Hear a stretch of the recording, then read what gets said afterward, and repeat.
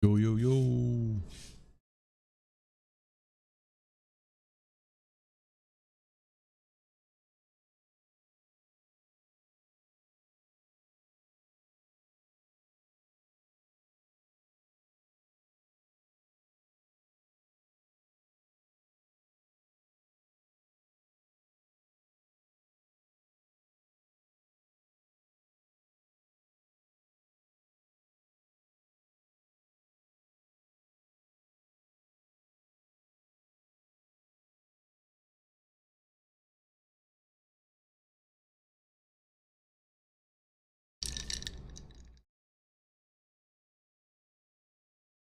Projects. Okay, they actually messed with the name. It should be Project Stargate, not the Stargate Project.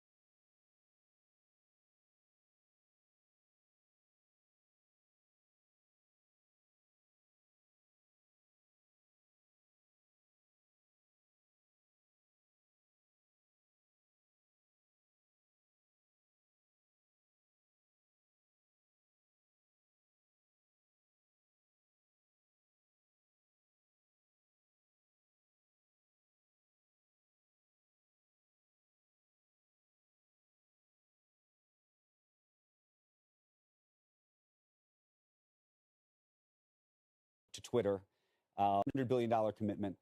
So this is where, Microsoft is investing $80 billion in capital each year. And this year you were investing $80 billion already. How much money do you ultimately put into this? So this is where, Microsoft is investing $80 billion in capital each year. And this year we're investing. And I'm not particularly in the details of what they're investing. Okay. And so, but when you look at that $100 billion commitment, $500 billion potential, I don't know if you saw Elon Musk took to Twitter and said they don't have the money. The money doesn't exist, as if this is not really going to happen. What do you think of that? Look, all I know is I'm good for my 80 billion. I am going to spend $80 billion building out Azure. Customers can count on Microsoft with OpenAI models being there everywhere in the world, serving OpenAI models and other models. That's, I think, what I know. You were investing $80 billion. Bro, what a loop. That was like looped exactly to where how he was before. All right. Morning, everyone. Projects. Oh my gosh, they messed the name up so bad. I literally have to tweet this right now. I will do it. Project Stargate. Or the Stargate Project. Jesus, bro, the name. Project Stargate. Watched the announcement yesterday. And they're getting all the watched the live stream yesterday with Trump, with Sam Altman, Masayoshi Son, and Larry Ellison.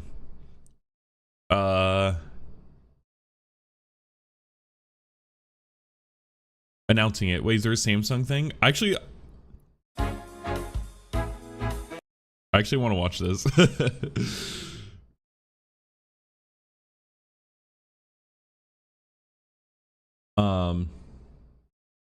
Because I want them to announce a new VR headset.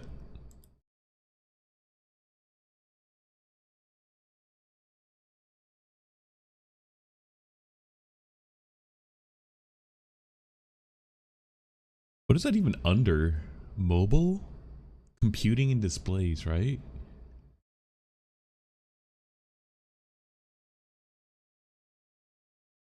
Laptops, accessories.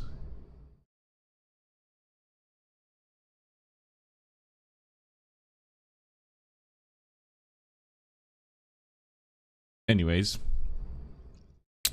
Are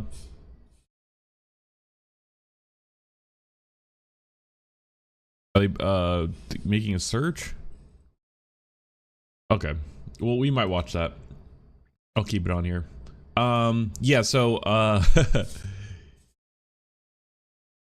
Stargate project, $500 billion over the next 4 years into AI data centers with a goal of making super intelligence. Interesting, but there's already been not drama, but yeah, drama, honestly, around it, mainly about where the money's coming from. So it was, let's look at an article. I have pulled a few Wall Street Journal stuff. I like Wall Street Journal reporting, so we're gonna go to Wall Street Journal.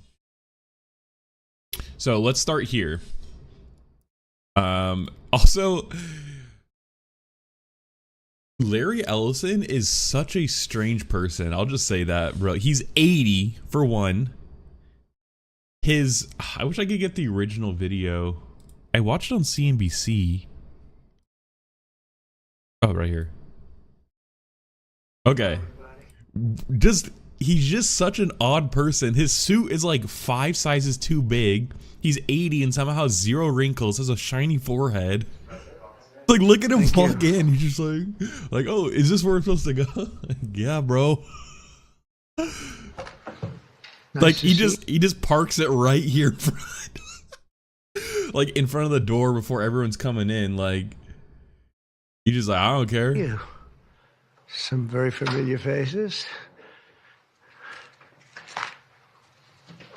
Well, thank you very much, and it's an honor to be here today. We have...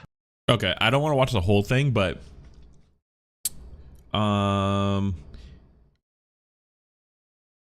okay, there's one other instance that I wanted to show.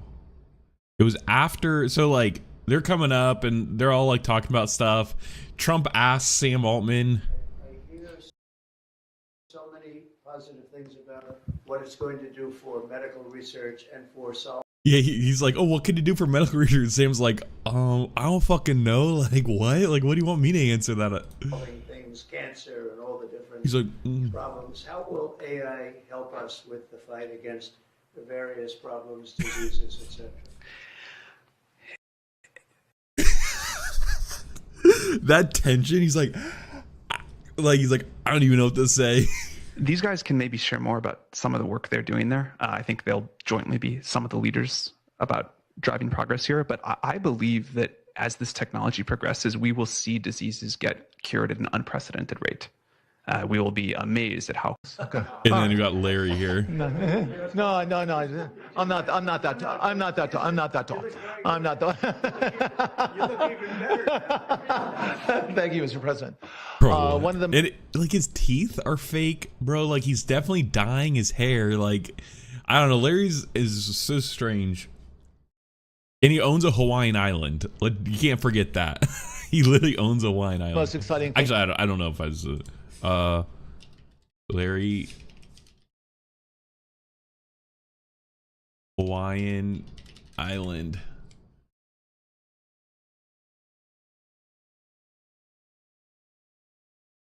It's the sixth largest of the Hawaiian. I think there's only six. 1, 2, 3, 4, 5, 6, 7. Yeah. The smallest publicly accessible inhabited island in the chain. The island's only settlement of note is a small town of Lani City. The island is 98% owned by Larry Ellison, co-founder and chairman of Oracle. Where the remaining 2% is owned by the state of Hawaii and individual homeowners. That's insane, bro. He literally owns a Hawaiian island. Like, I wonder how much he paid for it.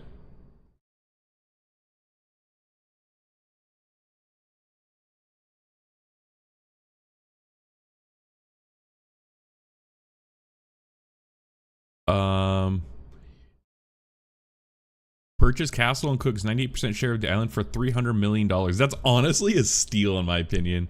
The state of individual owners own the remaining 2%, which include the harbor and the private homes where 3,000 inhabitants live. Ellison stated his intention to invest as much as $500 million to improve the island's infrastructure and create environmentally friendly agriculture industry. Has he? He spent an estimated $450 million to remodel his Four Seasons resort, which reopened in 2016. He also remodeled his other resort in 2020 and had explained plans for further green energy products, buying out diesel-powered utility assets. Interesting. All right, insane story, but Things we're working on. But like, bro, his forehead was so shiny. I was like, bro, it's insane, bro. For 80 years old. You again using the tools that Sam and Masa are providing is a cancer vaccine. And then It's the very last weird call out is this right here. The way he it's like he wants to be in frame still, but obviously Masa wants to too, and so he just scoots over and just bumps him. He just stands there. He's just standing like right here. Yeah, just 1 second. We'll finish up. But I just thought that was funny. you know, these are highly respected. And then Trump ad-libs a 45-minute press conference taking questions about everything. It was kind of like weirdly impressive. Just like the old Trump kind of back, I guess. Okay. So let's look at actual some details. So they pledged $500 billion in AI investments in the U.S. OpenAI, Oracle, SoftBank for infrastructure. I think it's mainly around data centers. Oracle's up 7.5%. SoftBank's up 10%. Even Microsoft is, I mean, the market's just up today in general, actually. Yeah,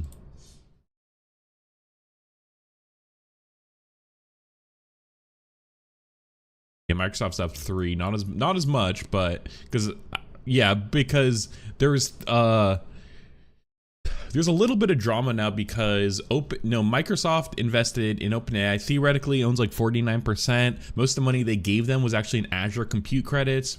OpenAI was using them like as their exclusive data center provider, I'm pretty sure. So regardless, they're actually just getting money that OpenAI would also have to pay. I'm pretty sure it makes sense. Now OpenAI theoretically they signed something recently that doesn't yes, Microsoft loses status as OpenAI's exclusive cloud provider. Especially now after they're building, these data centers, I imagine it. So, Microsoft is kind of being pushed out, it seems like.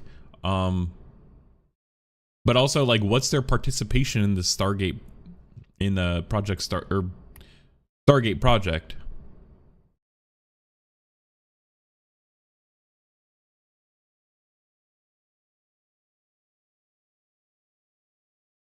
Yeah, sorry. I was reading like articles on the side here, just headlines.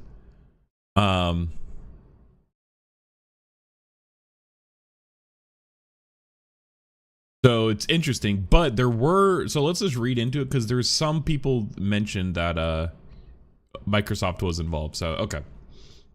Some of the world's most prominent names in technology are pledging to pour as much as $500 billion into building artificial intelligence infrastructure into the US in the latest high-profile initiative timed with the start of the Trump administration. Joint venture, known as Stargate, is led by the ChatGPT maker OpenAI and the global tech investor SoftBank.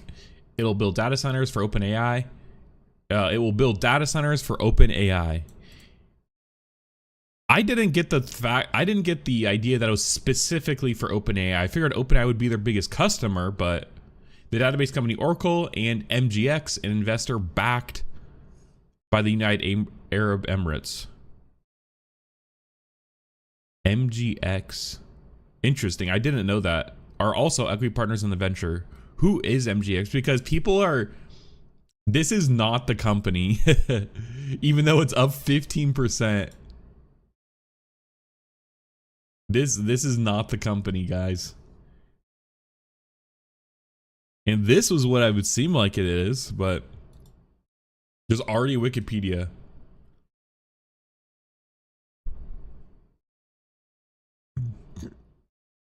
Who's MDX? I don't really get that. Oops.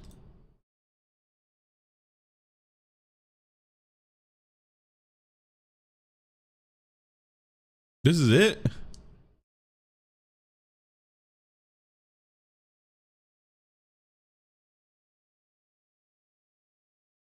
Okay. The companies are committing $100 billion. So this is the important part. The companies are committing $100 billion to the venture and plan to invest up to $500 billion in the next 4 years. The plan's key elements, of which remain vague, were announced Tuesday in a White House ceremony with President Trump. $500 billion. And so even this $100 billion, people on X have kind of been dissecting a bit, and even the combined liquid cash of SoftBank, Oracle, and OpenAI don't even add up to $100 billion.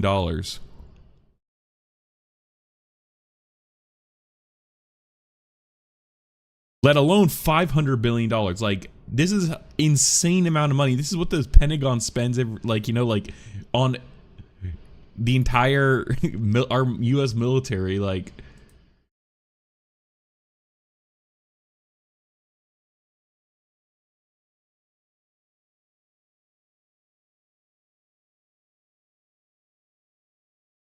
okay, so there we go. Microsoft, ARM, which ARM is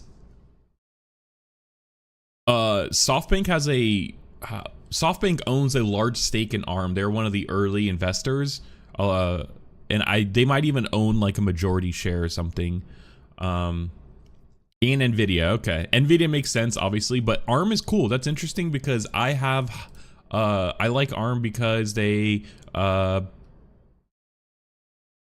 they're the alternative to kind of CPU architecture to like x86 and the likes of like Intel and what AMD use, and so they're a good alternative. And they've but their business is actually, I'm pretty sure, is licensing mainly. They license their architecture. Nvidia wanted to buy ARM, if you don't remember. Anyways, so it makes sense that ARM is considering SoftBank, but this is good. This is good for any of these investors. ARM has been I've been having my eye on ARM, but I already own Nvidia stock. 14%, dang. Should have got in on ARM.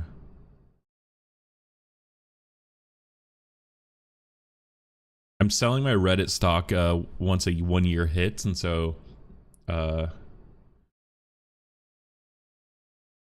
I'll invest in ARM. I did a portfolio rebalance recently. I bought into Rocket Lab, and I sold off a bunch of other companies that I'm not. They were up. They were up like 23% yesterday for whatever reason. It's so hard to find. That's it. Trump's Mars vision. That's it.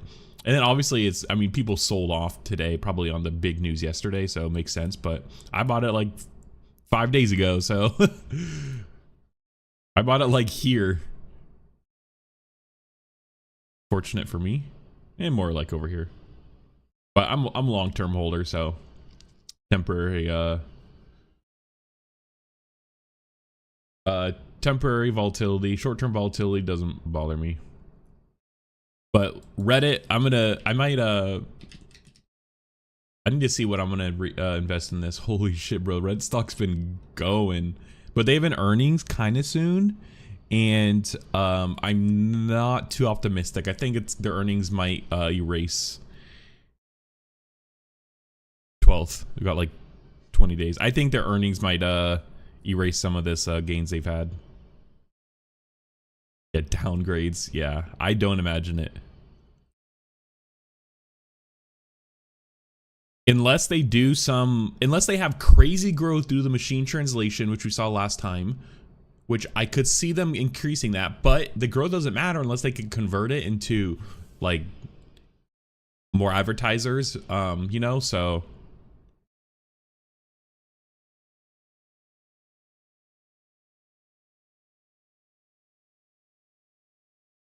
Oh God, bro, this is like my portfolio.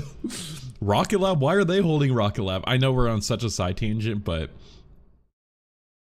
this time around for an inauguration, we're currently under a cold weather emergency with I'm holding 50 Nvidia, 100 Palantir, and 100 Rocket Lab. What's next? Investors ask Reddit for 4.9k long-term stock allocation ideas. Long-term investing require holding stocks for very long periods to capitalize on compounding interest, growth, and dividends. Short-term investing typically means buying and selling stocks within days or months to take quick profits. Quick profits, high taxes. For varied reasons, investors focus on long-term growth, gravitate towards companies like Palantir, Nvidia, and Rocket Lab. That's crazy that Rocket Lab's all of a sudden like a hot stock. I know I just invested, but I've had my eye on it for a while. I didn't realize it was like a Wall Street bet. Is it kind of like that? That's kind of worrying. Nvidia usually appeals to those looking to gain from future technologies. Palantir attracts managers who seek its potential in government enterprise markets. On the other hand, Rocket Lab is a space exploration stock that draws near investors seeking to take advantage of rapidly expanding aerospace industry. Yep. But Rocket Lab is unique because they do the full stack. They are a full service space company, so they'll build your satellite, design it, and even launch it, and then provide launch services like afterwards and such. So, but also like they're a legit company who has customers now. You know, as we cover a lot of space startups on stream here, and a lot of them are just that they're startups who don't even have customers or haven't even launched a thing. And so the fact that Rocket Lab is launching plenty of rockets and also making money, you know, I don't know if they have like positive cash flow yet, but in a recent Reddit post, investors shared his stock allocation of 15k. That's about what I have too, actually. It's funny. Toward building long-term wealth. So far, he's invested $7,000 in Nvidia, 26 in Palantir, and 480 in Rocket Lab. This is, bro, is this me? This is like almost how much I invested too. Should I strengthen positions or diversify into promising stocks?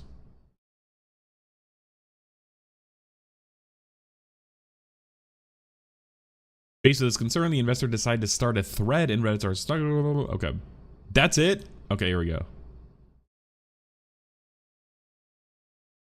Yeah, I mean, this is how I feel about Microsoft too.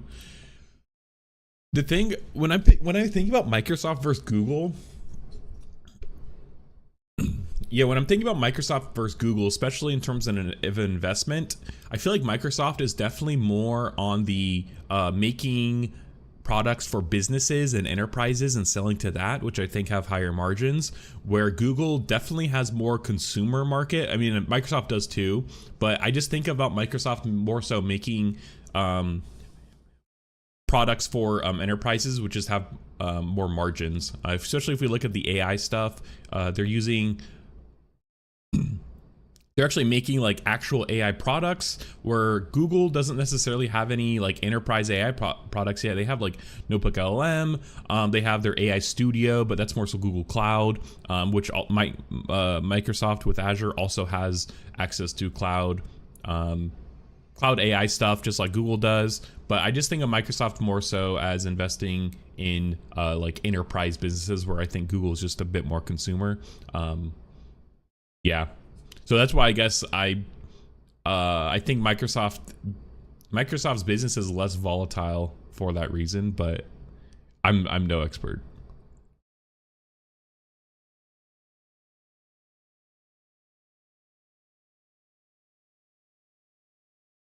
Yeah, the cloud and subscription based business software being their two biggest money spenders. Yeah. Oh, literally right here. Essentially the business software market. Yeah, that's exactly what I think too.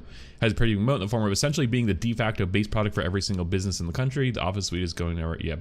And that's how I feel too. But if you just look at their other enterprise products, especially now their AI stuff with Copilot, even though it might be dog shit, the point is that they're actually making things for those companies, whereas like their biggest competitor isn't actually making products. They're leaving it up to the people to use their platform to make the products, but Microsoft actually makes their own products.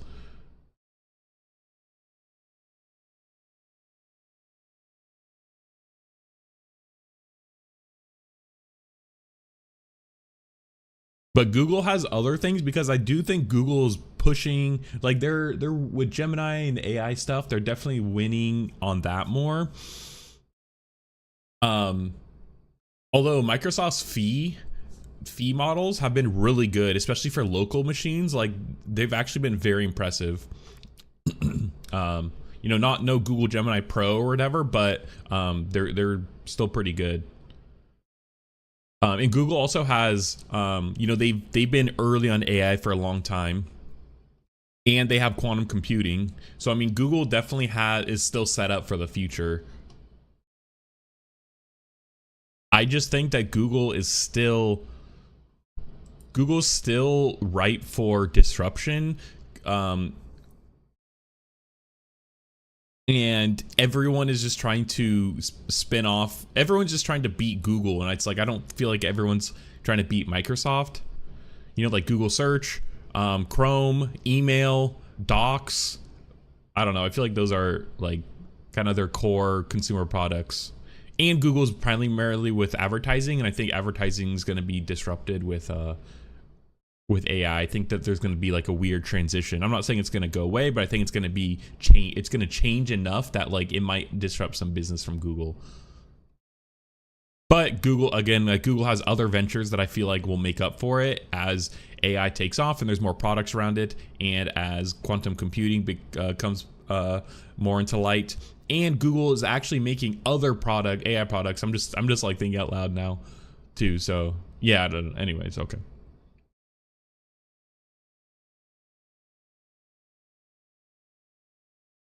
Yeah. The problem is though, like you do need to diversify a bit. Like I don't know, like just definitely risk. Yeah, I value dividend yielding stocks too, but most of my portfolio is dividend yielding minus maybe like 3 stocks.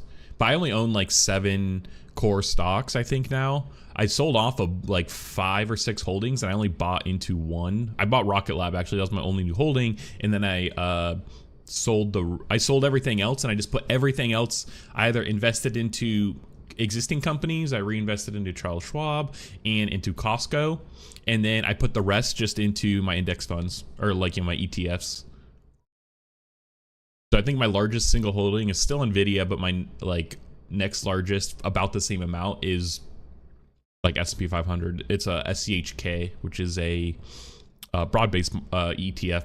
It's actually I think it's a top 1,000 stocks, but it's actually slightly beaten out the S&P 500. What is this one? I can't remember what AVGO is. Why can't I right click?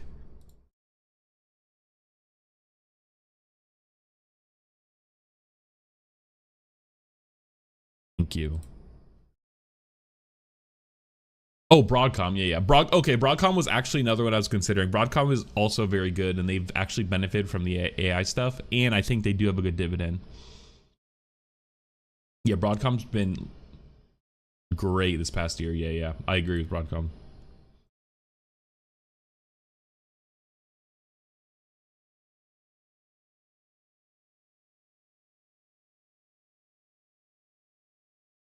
Yeah, Pepsi and Coca-Cola, yeah. I mean, those are just like the classic, but... Okay, this is such a big side tangent. Luckily, don't think anyone's watching, so we're good. Okay. Back to the Stargate project.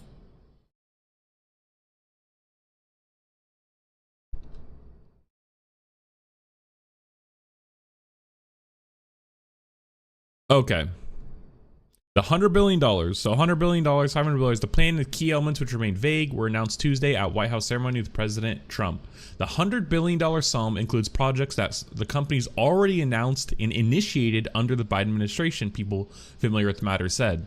The total figure, if realized, would be large even by Silicon Valley standards, and underscores the extent to which tech companies and government officials are betting on AI as the future of the American economy. It also shows how much tech executives want to broadcast their enthusiasm at the start of the new administration. Is this the fucking Paul brothers, bro? Like, what is this? This picture is insane. Like, bro, I have this idea. Sam's like, yeah, cool. You know what? Yeah, just send me an email. Yeah, you have my email. OpenAI's chief executive officer, Sam Altman, SoftBank CEO, Masayoshi Son, and Oracle chairman, chief technology officer, Larry Ellison, went to the White House for the announcement Tuesday on the second day of Trump administration. Stargate's first data center will be in Texas. The site, which started construction later last year, will be operated by Oracle and used by OpenAI, a person familiar with the project said. Will be operated by Oracle. Okay. How the hell is Oracle still staying relevant? Like, it's actually insane. I also do like the Oracle logo.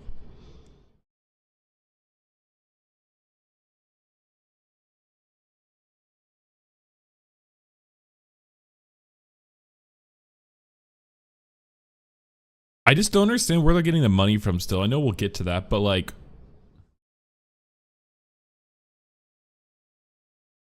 they're like, their revenue is like half of this $100 billion.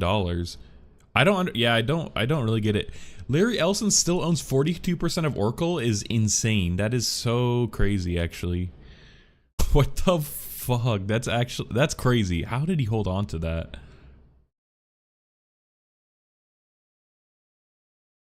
Who's the CEO?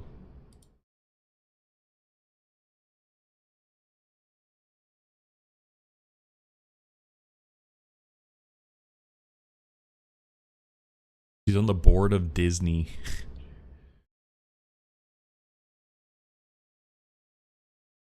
Okay.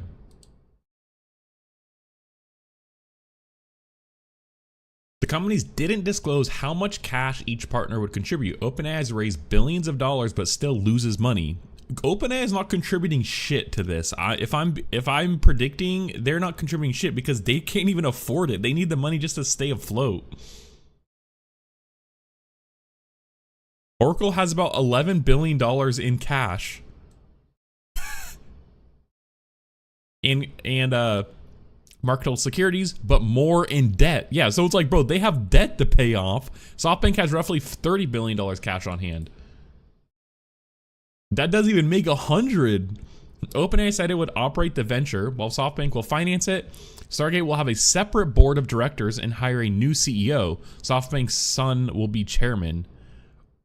So it's a completely different company, which is even weirder, honestly. Stargate plans to bring on additional equity investors, people familiar with the matter said. SoftBank is also planning to raise debt from third parties to pay for Stargate's projects. It's crazy that SoftBank is fronting this.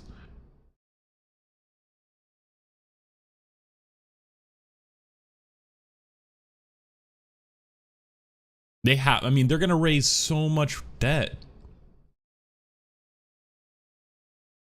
Also that it's, I wonder if it's specifically debt, as in they will pay them back with interest, or if it's they're selling equity. You know, they're going to get equity in the Stargate project. I don't really know enough about like venture capital stuff to understand. Microsoft, OpenAI's largest investor and compute provider, as well as the chip makers, ARM Holdings and NVIDIA, were named technology partners in Stargate, meaning they will be involved in creating Stargate's infrastructure. In a separate announcement, Microsoft said it would continue to be the primary provider of cloud computing for OpenAI, but would also allow the startup to use other providers on a case-by-case basis. Interesting. Which we'll look at that after.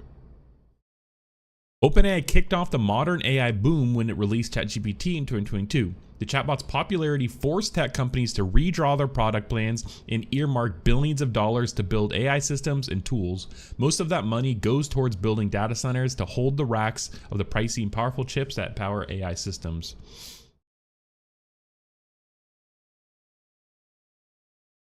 Yeah.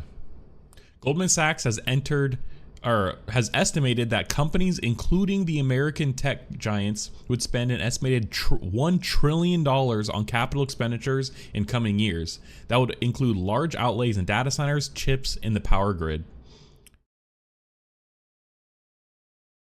I wish they like said where they got this from on Goldman Sachs. Altman has been meeting with investors from the Middle East to pitch them on his own tech initiative to expand the world's chip-making capacity. Such an effort might require several trillions of dollars, the Wall Street Journal previously reported. That's crazy.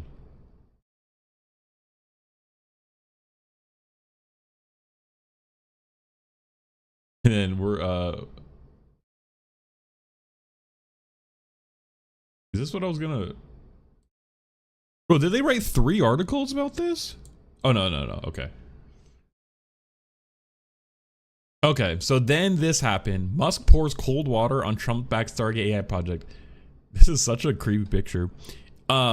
Realistically, Elon is definitely jealous because he has his own AI company, XAI, and he's building his own data centers right now in Tennessee, and he claims to have like going to have one of the largest clusters of GPUs for training AI stuff. So, I mean, he is, you know, he has all the incentive to not want this to happen just because of competition.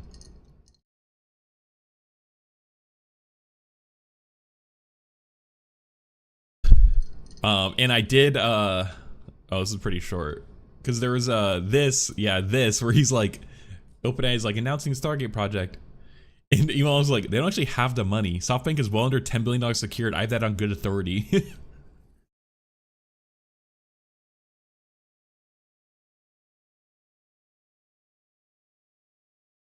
Yeah, but like then people, I literally keep saying this, but like this is dumb. This is a dumb take.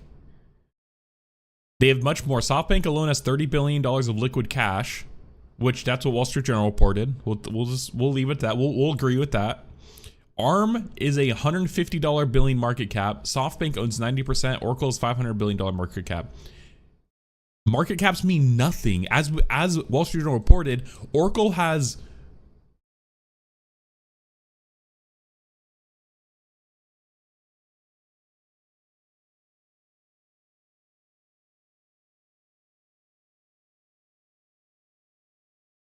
God damn it. Okay, here it is. Oracle has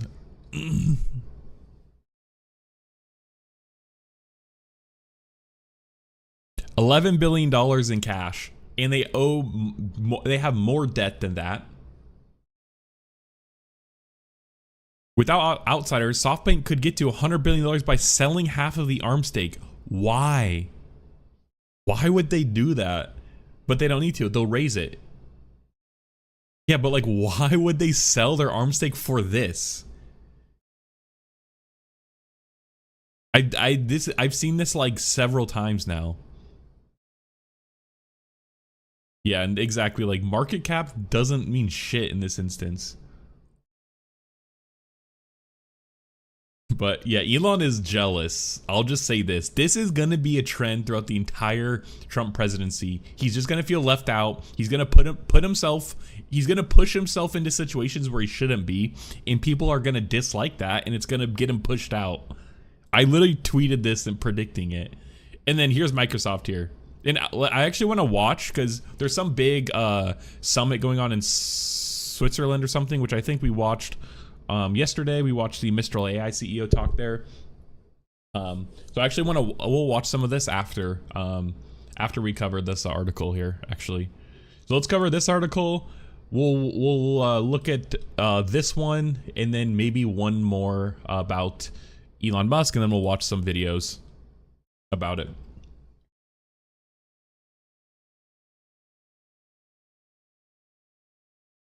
Okay, President Trump stood alongside prominent tech executives at the White House on Tuesday to unveil what he called a tremendous and monumental $500 billion artificial intelligence infrastructure project.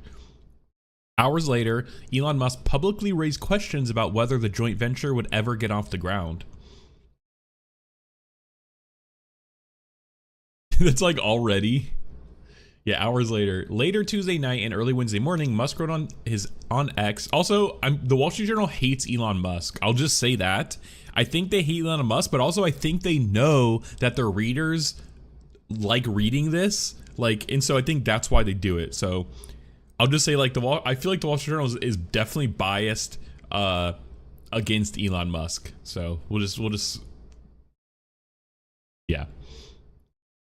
Musk wrote on X, his social media platform, that two of the companies behind the project don't have enough capital to follow through on their pledges. The comments offered a glimpse into sometimes awkward dynamic between the new president and Musk, the billionaire who Trump has tasked with slashing government spending and streamlining federal bureaucracy. And they signaled that Musk won't pare back his unfiltered online commentary now that Trump has taken office. And I think that's going to get into trouble. I'll just say that. They don't actually have the money, Musk wrote at 11:35 p.m. Eastern on Tuesday, replying to a post from OpenAI, the ChatGPT maker that announced the joint venture with global tech investor SoftBank and database company Oracle. At 12:57 a.m. on Wednesday morning, Musk added, "SoftBank has well under $10 billion secured. I have on good authority." I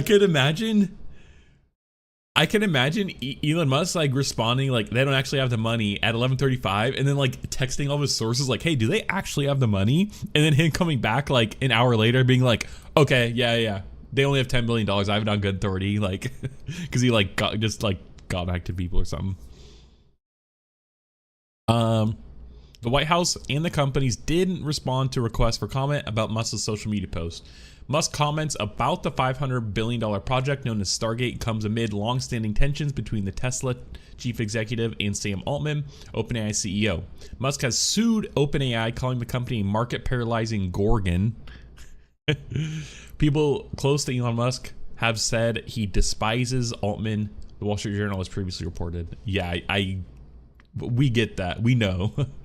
Musk's artificial intelligence startup xAI is a potential competitor to both OpenAI and SoftBank. I genuinely respect your accomplishments and I think you're the most inspiring entrepreneur of our time, Altman wrote on X on Wednesday in response to Elon Musk. Sam Altman just taking the high road, which is really all you could do, especially when Elon just has it out for you. What are you going to do? Microsoft, OpenAI's largest investor, was named a technology partner in the project, meaning the company will be involved in creating Stargate's infrastructure.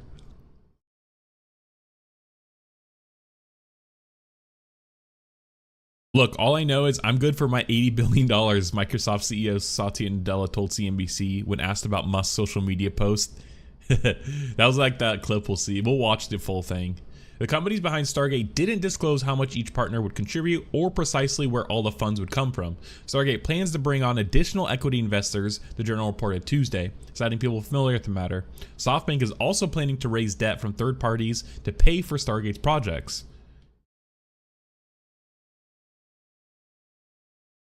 Sometimes I know SoftBank probably has a stake in the Stargate venture, but I do wonder.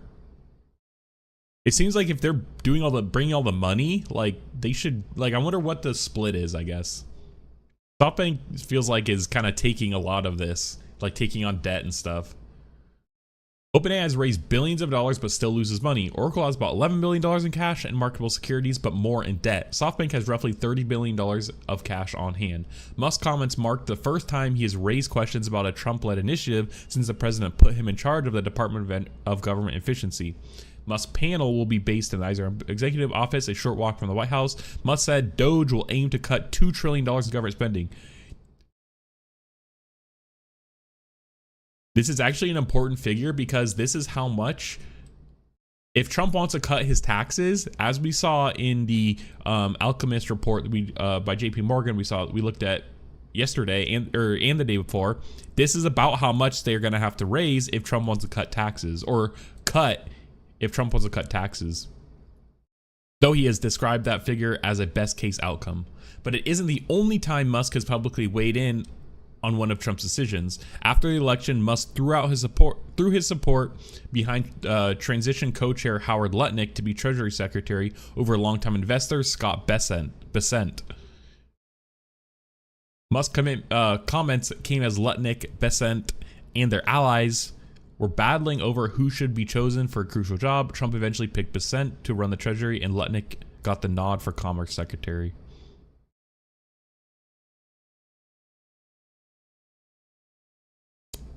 Interesting.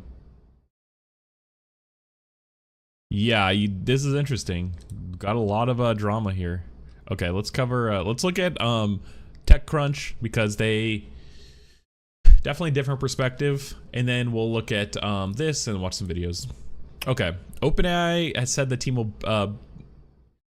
OpenAI says that it will team up with Japanese conglomerate SoftBank and Oracle, among others, to build multiple data centers for AI in the US. The joint venture, called Stargate project, will begin with a large data center project in Texas and eventually expand to other states. I'm just like, I wouldn't be surprised if it doesn't go beyond Texas and they just build this one data center in Texas and that's it. The companies expect to commit $100 billion to Stargate initially and pour up to $500 billion into the venture over the next 4 years. They promise it will create hundreds of thousands of jobs and secure American leadership in AI. Stargate Project is a new company which intends to build new AI infrastructure for OpenAI in the United States. OpenAI, Oracle, and SoftBank said in a joint statement. This project will not only support the reindustrialization of the United States, but also provide a strategic capability to protect the national security of America and its allies.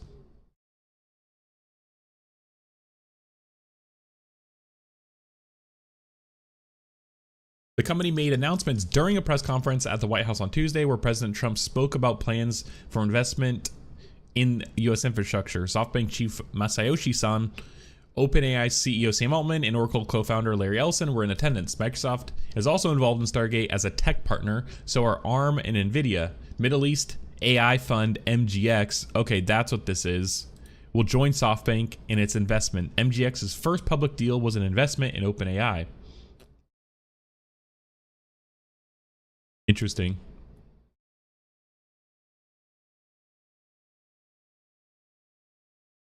I have mixed feelings about this Middle East thing. Like, the Middle East, AI fund, I guess, like, are they doing it for investment or do they want something else? Like, what's their play? Like, what, like, I don't know. Just like, what's their motivation?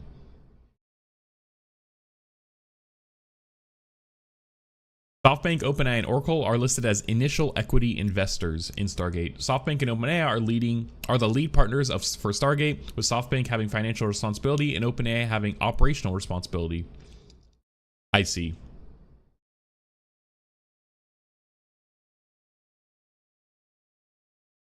The statement continued. Masayoshi Son will be the chairman of Stargate. As part of Stargate, Oracle, NVIDIA, and OpenAI will closely collaborate to build and operate this computing system.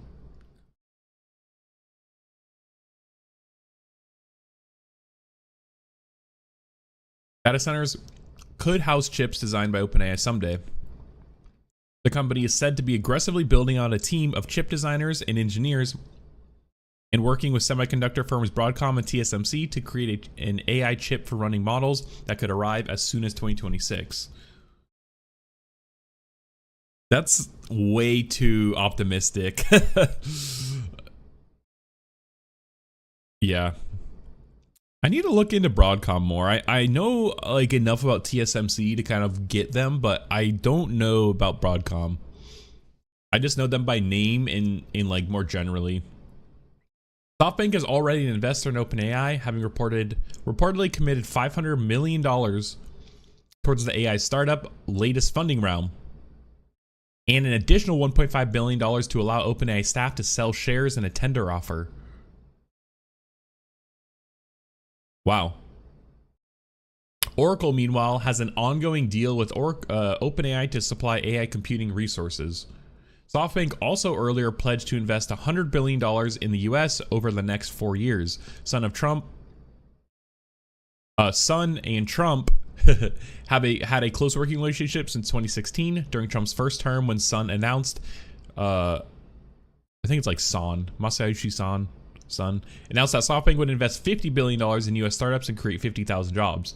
The information previously reported that OpenAI was negotiating with Oracle to lease an entire data center in Abilene, Texas, a data center that could reach nearly a gigawatt of electricity by mid-2026. All right, now we're talking. These are the kind of data centers I want to see.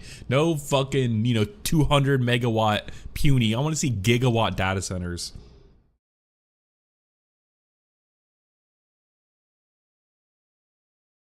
A gigawatt is enough to power roughly 750,000 small homes. Data center startup Crusoe Energy was said to be involved in the project, which was estimated to cost around $3.4 billion. Interesting. That Abilene site will be Stargate's first site, and OpenAI says the Stargate is evaluating potential sites across the country for more campuses as it finalizes definitive agreements. By 2029, Stargate could scale up to 20 data center installations. Each building is 500,000 square feet. Ellison said during the briefing, there are 10 buildings currently being built. Holy shit, 10 buildings. That's insane, actually. Those are some big ass buildings. That's why it's a gigawatt. It's unclear what connection, if any, Stargate has to a rumored partnership between Microsoft and OpenAI to spin up a $100 billion supercomputer. TechCrunch has reached out to OpenAI for additional information. Yeah, it's getting so messy. There's so many deals like this. It is interesting that OpenAI is involved in a lot of these, though. Last year, the information reported that Microsoft and OpenAI would build a series of data centers for AI beginning in 5 stages over the next several years, culminating in Stargate, a 5 gigawatt facility spanning several hundred acres of land. Whoa, wait, okay. Last year, okay. The information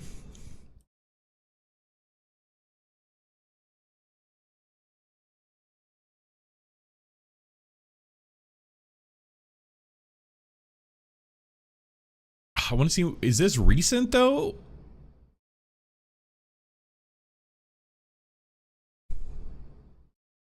I wish I could get past this. The information is too expensive to pay for when I have no income. Okay. Okay, so last year, the information reported that Microsoft and OpenAI would build a series of data centers for AI beginning in 5 stages over the next several years, culminating in Stargate. A 5 gigawatt facility spanning several hundred acres of land. 5 gigawatts. See, this is what we're talking about. This is the kind of facilities we need. Stargate was expected to take between 5 and 6 years to complete, according to the information. In the lead up to its completion, Microsoft had reportedly planned to launch a smaller scope data center for OpenAI around 2026.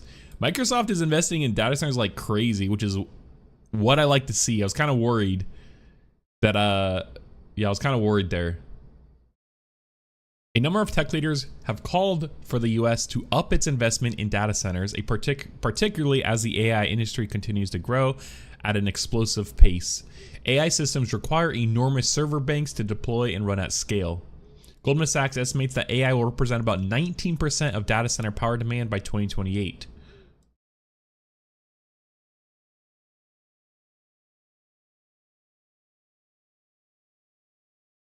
Dang. This is in May.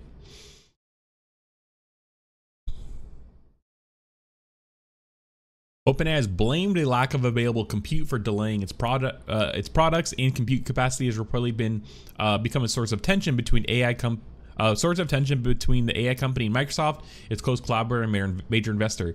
This is a trend, I think, but throughout more than just OpenAI, because I'm pretty sure, and this is just an analysis of it, I don't actually know for a fact, that Anthropic with Claude, they have, even if you're a paying customer, you have compute limits on Claude, and people are willing to pay more money, much more money, to get unlimited amounts of like 3.5 Sonnet, their like Claude model, because it's so good. And I agree, like it's definitely the best one to converse with and everything. And the fact that people want to pay more money and they aren't offering it, it makes me think that it definitely is a compute bottleneck. And I've gotten errors too saying like, oh, sorry, there's like compute's too high, like please try again later. And there's been people I've like read online too about people kind of thinking the same thing or having similar conclusions, and I think that's the case. And so this is interesting, and so I think this, like, that's kind of also a bottleneck right now too for AI, is just all this data center stuff.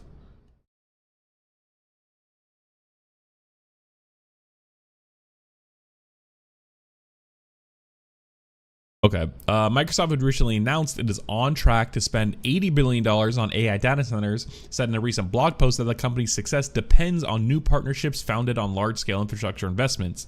In an interview with Bloomberg, Altman said that he believes it is urgent that what he perceives as barriers to building additional data center infrastructure in the U.S. be cleared. Yeah, interesting. The thing I really deeply agree with President Trump on is how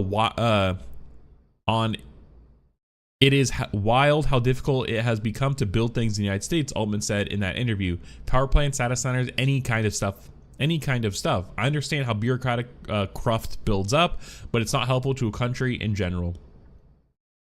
Yeah, fair. I mean, I don't really know. Never had to build something like that, so but yeah, that's interesting. I mean, power plants, I feel like he's only talking about like nuclear power plants. Massive data center projects have vocal critics who say that data center often create fewer jobs than promised and tend to have severe environmental impacts. Data centers are typically water hungry, placing a strain on regions with insufficient water resources, and their high power requirements have forced some utilities to lean heavily on fossil fuels. Yeah, all very true. These are all very true facts.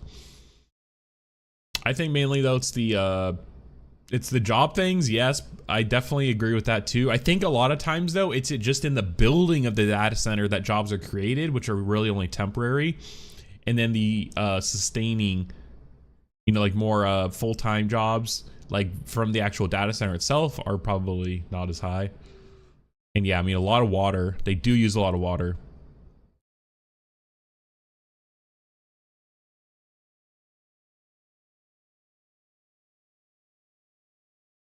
I mean, they should just like, this is a bit of an out of touch view probably, but I don't know, they should just do some like desalination stuff.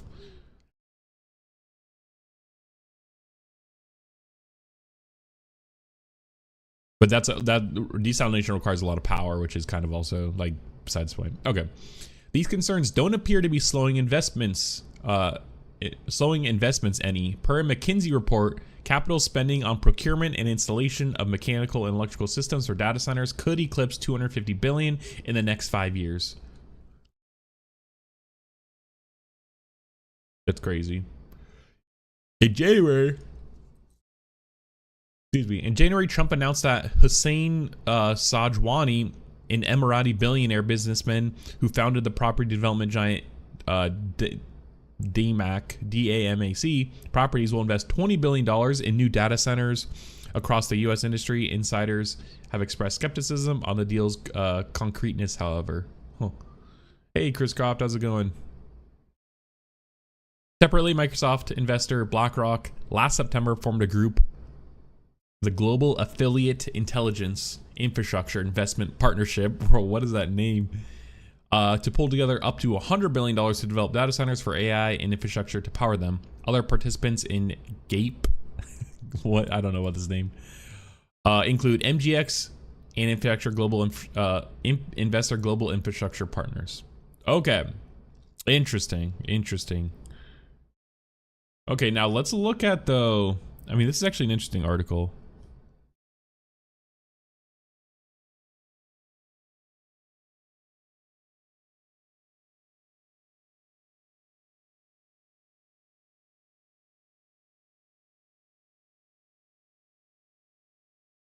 I just hope that this doesn't raise electricity prices.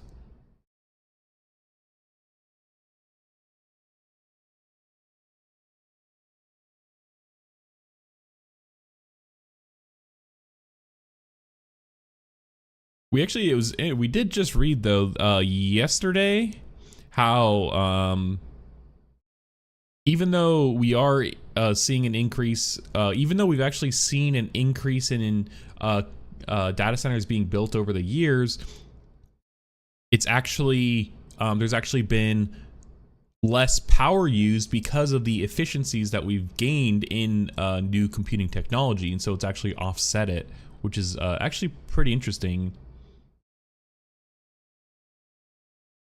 Top US and European data center markets. Size of triangle indicates location. Yeah, I mean, Virginia is like data center alley. It's also interesting that California doesn't have a lot, probably due to power costs. It's just way too much. I'd assume though, I guess the Pacific Northwest has pretty good access to renewables, I'm pretty sure. Like wind.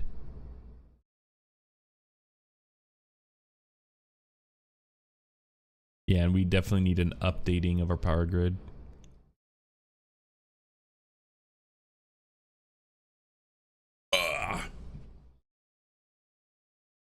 Oh, this just came out yesterday. We'll look at this maybe tomorrow, actually. Okay, let's look at this other article, and then we'll watch some videos here. Okay, so Microsoft loses status as OpenAI's exclusive cloud provider. Microsoft, the biggest investor in OpenAI and its principal cloud partner. Oh yeah, actually, I forgot I had this open. Brief, because it proactively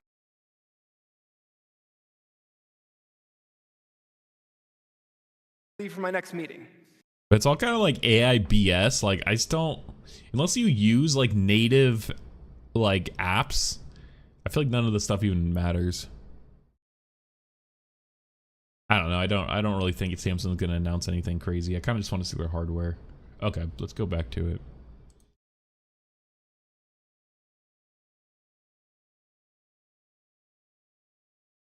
Microsoft, the biggest investor in OpenAI and its principal cloud partner, is losing its designation as exclusive provider of computing capacity for the artificial intelligence startup. In a blog post Tuesday, Microsoft said it's still in a favorable position with OpenAI going forward. When OpenAI seeks additional capacity, Microsoft will have the right of first refusal before OpenAI checks with other parties. That's crazy. The change in the relationship was disclosed as part of President Donald Trump's announcement of the Stargate project, a joint venture with OpenAI, Oracle, and SoftBank to invest billions of dollars in AI infrastructure in the U.S. Okay. Executives from those companies committed to invest an initial $100 billion and up to $500 billion over the next 4 years in the project, which will be set up as a separate company. Oracle is a key initial technology partner alongside ARM, Microsoft, and NVIDIA in setting up data center infrastructure. OpenAI said in the blog post, the data centers are actually under construction. Wow. But I think we confirmed that they're under construction because this was a previously agreed upon data center, at least from Oracle. Oracle chairman Larry Ellison said at a news conference at the White House alongside Trump. The first of them are under construction in Texas. Each building is 500,000 square feet. There are 10 buildings currently being built, but that will expand to 20 and other locations beyond the Abilene location, which is our first location. Oracle shares jumped 7% on Tuesday. In 2019, 3 years before the launch of ChatGPT, Microsoft invested $1 billion in OpenAI, which committed to moving its services to Azure, Microsoft's cloud computing platform. As OpenAI's computing needs expanded, Microsoft signed contracts with third-party cloud providers such as CoreWeave to supplement its Azure cloud infrastructure.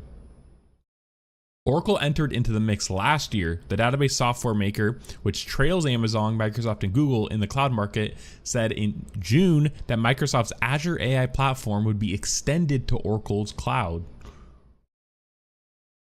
Oracle entered Oracle's cloud. OpenAI said Tuesday that it will continue to increase consumption of Azure, and Microsoft said OpenAI's recently made a new large Azure commitment for products and model training. Microsoft still has rights to OpenAI's intellectual property, which can go into products such as Copilot, and still has the exclusive on supplying computing requests for OpenAI's application programming interface, their API.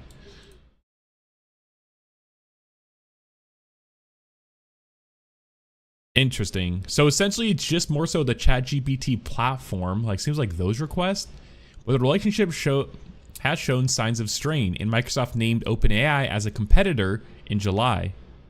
Interesting. Microsoft CEO Satya Nadella talked about OpenAI CEO Sam Altman's big ambitions on a podcast with investors Brad Gerstner and Bill Gurley that was released in December.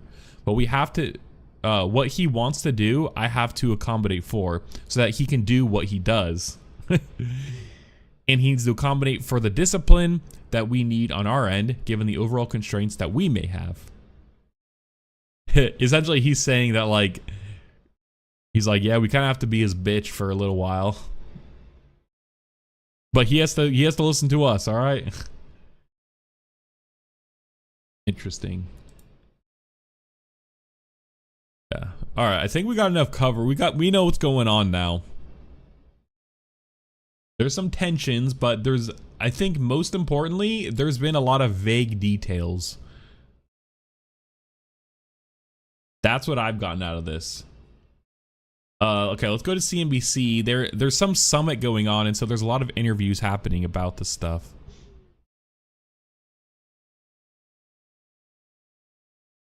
Let me try and find it.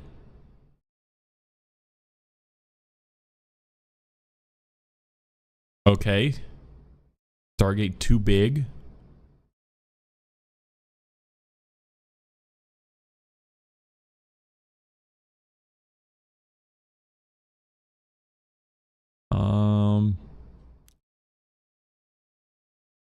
Okay, here we go. I want to see Satya Nadella.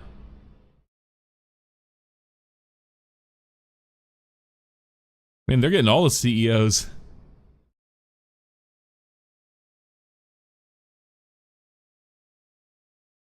Here we go. Here's Satya Nadella. Oh, here's a full one.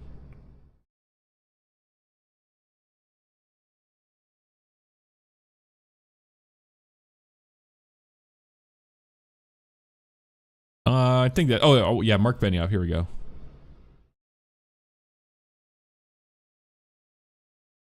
All right, we're good. We're good. Let's start off with this. Yesterday announcing, that was President Trump yesterday announcing a massive AI infrastructure plan. Some of the world's most prominent technology leaders pledging to invest an initial $100 billion, but it could be up to $500 billion over the next 4 years. And as you heard, the project is called Stargate. Kate Rooney's here to help break down what it means for OpenAI, one of the important partners of it. Steve Kovac also looking at Microsoft. And Steve, I want to start with you. We spent a good amount of our 9 o'clock hour at the top of the hour discussing the implications for Microsoft of what appears to be sort of a deepening connection between Oracle and OpenAI and the expiration, so to speak, over time of the exclusivity. Oracle is just trying to stay relevant. Like, I wouldn't worry about OpenAI Oracle relationship. Microsoft still has the power and the money of financing by Microsoft. So what do we know, or what do we surmise here? Yeah, David, this is what we're seeing. It's Microsoft sort of losing its grip that it once had over OpenAI. Until yesterday, it was the exclusive cloud provider for OpenAI, the hottest startup on the planet. And now, instead of being the exclusive provider, it has what they're calling the right of first refusal. So I do think, though, like, realistically speaking, this was coming because, like, OpenAI is growing much larger. Like, Microsoft has, like, I imagine that they gave OpenAI like a slice of Azure that they could have access to, and Microsoft also like has their own slice that they need for their own projects, but then they have their other slice that they need to sell. And so I imagine that like they're just having insanely high demand right now, and like realistically, like this is kind of inevitable. Right? I don't know. They're just like, we just can't build these we just can't build the data centers fast enough for everyone. So to serve you, you guys need to go somewhere else. It's very clear they're going to Oracle right now, but this also potentially opens up the window for those other hyperscaler companies we talk about so often, Google and Amazon, even smaller players like HPE and Dell. They can all get in on the game as well, and that's also what the Stargate thing is about, is OpenAI using its own money and its own cash to invest in cloud capacity. And you might remember, David, we've heard CEO of Microsoft, Satya Nadella, say several times throughout the last year that they literally don't have the cloud capacity to keep up with the enormous demand they're seeing for artificial intelligence. That's not just OpenAI, that's other open source models, that includes Meta's models and so many other models that are also running on Azure cloud servers. That's why Microsoft said they're going to spend $80 billion in this fiscal year ending this summer just to build out AI infrastructure, half of which is going to be happening here. And so all that money is effectively, yes, going to go towards NVIDIA. This is great news for NVIDIA and all these other companies. But what we're seeing now is Microsoft losing that exclusivity on the cloud. It makes a lot of money from having this cloud deal with OpenAI. The more OpenAI activity... I don't know if they make a lot of money. I mean, they definitely make money, but I thought a lot of what Microsoft invested in OpenAI wasn't via Azure compute credits. Happens on Azure cloud servers, the more money both companies end up making. So this is potentially them just because they don't have the capacity to do it, they're kind of ceding some of that potential revenue growth to other cloud providers. Yeah, Kate, from the OpenAI side, I mean, do we have a sense? You know, there've been... I don't know how much I agree with that take. They're definitely giving up some, but I think if they're already, if they can't even fulfill what OpenAI wants, then they're already getting the max that they can out of it right now. And so like, yeah, I mean, like they'd have to expect OpenAI to go to someone else to, you know, get the compute they need just due to demand. And I'm sure you've heard it talk in the marketplace about a deterioration in the relationship in some way, but do you have any sense as to what the conversation was? Was it OpenAI saying, hey, we need more, you can't give it to us? Or I don't know, you tell me. That's what I'm hearing from sources. David, is a little bit of the lead up to this, and it's that capacity that Steve talked about, the demand, and you're seeing that spill over to Oracle. One interesting thing I'm hearing from sources out here is the relationship between CEO of OpenAI, Sam Altman, and Larry Ellison. So that has gotten closer since they first struck this partnership back in June. The two of them seem to be really aligned as with the big spending that's required. Yeah, which this is a partnership I would have never expected. Like, this could be the comeback of Oracle, though. Like, I feel like Oracle's like, just thought of it, I think of them as just like a legacy enterprise company, almost like, no offense, like IBM, although I think IBM's like a little more progressive than Oracle. And like everything they make is like, you know, big bloated ERP, like that kind of stuff, and especially someone who's used their ERP, like enterprise software like NetSuite for like financial stuff at my old job. Like, yeah, I don't know. AI infrastructure, I'm told that personal relationship has gotten much closer, which is really interesting. The other thing I'm hearing, SoftBank is a big part of this, and Masa-san, that's another personal relationship. CEO Sam Altman and Masayoshi Son, who, David, you know well, he's not an incremental thinker. Neither is Sam Altman. They've both really been banging the table for this level of infrastructure. They need this stratospheric level of spending. And another thing I'm hearing as well is that, yes, wonder this would why. have been driven by the private sector. Had this announcement not happened at the White House yesterday, these companies still would have been pouring billions in. Yeah, it is a way to underwrite. And that's what it seems like we kind of figured. Like, Microsoft and OpenAI had this going in the background for a while. And Oracle already was building this data center in Texas. It's already been started. So it's like, this is kind of just more so, okay, like, actually, what's the government even doing? Are they giving them money? Like, are they just making it easier to build? Like, actually, like, what's even the point now? This type of deal to say you have the confidence of the U.S. government, you have the support of Donald Trump, and symbolically this was a massive deal for OpenAI. But this was already started on the backs of what Joe Biden did. That's what I was. So it's like, I don't even know. Like, Trump is just like taking credit now, I feel like. Altman, if you think about the animosity, the feud between Elon Musk and Sam Altman, that it's been so public. Musk, of course, a key advisor of President Trump, and Sam Altman got his moment yesterday. It was sort of his debutante moment up there at the podium with Masa, with Larry Ellison, and getting the approval of President Trump. Masayoshi-san. What is OpenAI's role going to be in this new administration? Are they going to be iced out of these sort of deals? We got proof yesterday that is not the case. Sam Altman, President Trump called him the leading expert on AI. So that was just a big moment for him. All right. I also want to watch this, but I might watch that off stream. It's pretty long. All right, so now let's look at this. Microsoft. I want to close these after I watch them.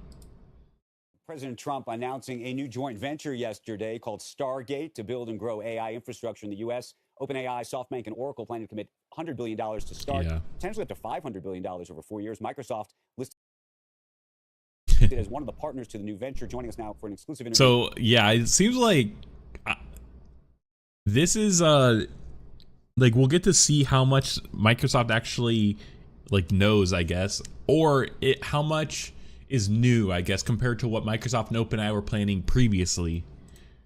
Is Satya Nadella, Chairman and CEO of Microsoft. Good morning to you. Thank you so much. And it's so good to talk to you in the midst of all of this, because we're all trying to understand it and what it And means. Satya, meanwhile, is like, bro, I know just as much as you. Let's be honest.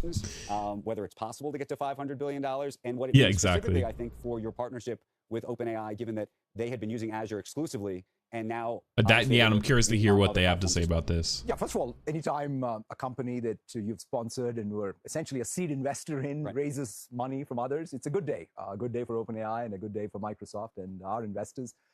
Look, our partnership does he have like continues. Does he have braces or like a? I don't know why it looks like little like he has like a like a diamond in his tooth or something right there. Our partnership continues. We'll be a tech partner to Stargate, but more importantly, our partnership with OpenAI. You talked about exclusivity. OpenAI APIs are exclusive to Azure going forward even, so nothing changes there. IP access to Microsoft continues, and in fact, because of this, there will be more IP, and so therefore we'll benefit, and we have rev share arrangements that are great, and also OpenAI committed. Yeah, if they have 49% of OpenAI, then who even cares if they go to another platform? I don't believe that person saying that Microsoft is making money off of OpenAI's Azure stuff or like using Azure. I just don't think they're making that much money from that. Into a very significant way to Azure consumption, and so we're very thrilled about that as well. So all up, as far as I'm concerned, yeah. What did he say? Rev share arrangements that are great, and also OpenAI committed into a very significant way to Azure consumption, and so we're very thrilled about that as well. So so they already committed like most of probably what they were going to use anyway. So it's like it doesn't even matter. All up, as far as I'm concerned, this accelerates OpenAI's model work, which accelerates Microsoft's ability to go to market with those models and really grow our business. Let me ask you this. That was well said, you know. But I think, I don't know. I guess people are making it seems like people are making a big deal then out of OpenAI actually going or like doing this thing. But realistically, he's like, we get everything. Like we still have the good end of the bargain. Like, you know. We had one of your competitors on. But if we think about his incentives, he is incentivized to say this. Also, though, he definitely won't lie. You know, I mean, like, you know, I don't know, because of, you know, he has shareholders, and so if he like flubs the truth a bit, like he has them to answer to. So I do think the incentives here align for him to like kind of be straightforward with what he's saying. This morning, Mark Benioff, who has been very critical of this partnership. We're gonna watch Mark Benioff after. He said this is a demonstration of a fissure between the two companies, that you are going to go off longer term and build your own frontier models, and that there's a disconnect of some sort between Sam Altman and Mustafa, who you hired for to run your AI program. Can you speak to that? I mean, look, I think that's interesting. And I think long term that is exactly what's going to happen. But like, why does that matter though? Because OpenAI, or it's the same way that Amazon's just investing in Anthropic. Although I think Amazon is making them use AWS exclusively if they want to invest again. But it's as Google's investing in Anthropic. Everyone's just doing it to diversify and to like, you know, be more risk averse. But also it's just an investment. They're going to make money from the investment, you know, in the long term anyways. Same with Microsoft. Microsoft's going to make money from investing in OpenAI, especially if they actually own 49% of OpenAI, the for-profit part. Like who cares? I don't know. I guess like I'm not really sure. That's like weird how they're kind of like trying to almost create this drama between OpenAI and Microsoft. I'm not sure. The partnership with OpenAI to us is a critical partnership. We love it. It's working. It's created a lot of value for us. And we plan to just continue forward with it. It's true that on Azure today, there are other models. There are open source models. We have our own small language models, and we'll continue to have all of that. Because customers, at the end of the day... Does he have braces, maybe? At the end of the day, are going to demand choice there, and that's fine, and we'll make sure we support it. But having a leading model on Azure exclusively is a great advantage to us, and it's good. Let me ask you this. So I talked to Sam Altman at DealBook just about a month and a half ago now, and he says, I don't think we're disentangling, to your point. He says, look, I will not pretend there are no misalignments or challenges. Obviously, there are some. On the whole, he said, that he Yeah, bro, this dude's trying to get more out of it than there actually is. It's like, yeah, bro, it's business. Like, obviously it's not going to be 100% in line. Just like really any relationship, you know, it's like, I don't know, like there's obviously going to be things, you know, and you just work it out. It's like not the end of the world. positive. What are the things where there's not alignment? One of the things I noticed in one of your filings recently is you actually put OpenAI as a competitor. Oh, the CNBC article said that we just read about your ambitions long term. Yeah, I mean, more importantly, I think for us, one of the things that in fact Stargate is the answer. You know, Sam wants to continue with the scaling laws to build out more compute in order for him to train more models. And we have a ROFR, so he comes to us first. If we meet those needs, then we clear it. If not, he can go to these other providers. And so therefore, I think it works out well for Sam and for us. So this was an adjustment, quite frankly, that we made in order to support both his needs, while at the same time keeping the integrity of what we wanted as the strategic value. Okay, so actually, I am seeing it though a little bit where OpenAI might have some more bargaining power in the situation because just because of the popularity. Also, sorry if it's loud in the background. It seems like they're doing yard work outside. OpenAI, and so like Microsoft did this as a way to not lose everything, and so you know, like if OpenAI wanted to, oh man, this thing's so loud outside. I'm sorry.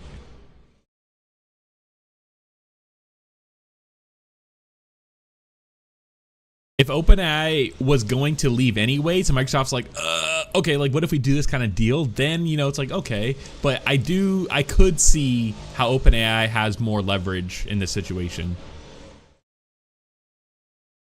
You're investing $80 billion already. How much I'll mute my mic for a sec. money do you ultimately put into this?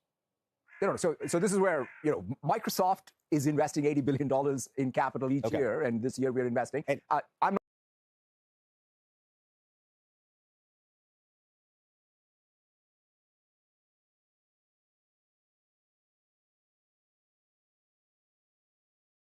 so annoying.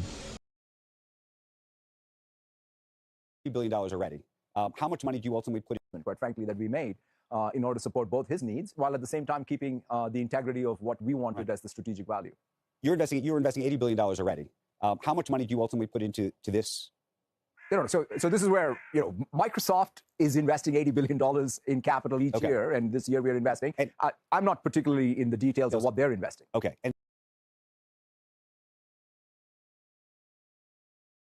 okay, yeah, exactly. Leaves. So, but when you look at that $100 billion commitment, $500 billion potential, I don't know if you saw Elon Musk took to Twitter. Yeah, so it seems like, I wonder, god damn it, it's such bad timing.